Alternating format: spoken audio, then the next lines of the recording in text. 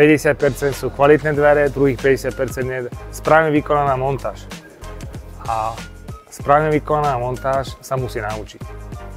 A toto je to, prečo to robíme, aby ste vedeli dobre montovať, kvalitne montovať a budete spokojní. My, vy a v neposlednej rade, a to je najdôležitejšie, bude spokojný klient.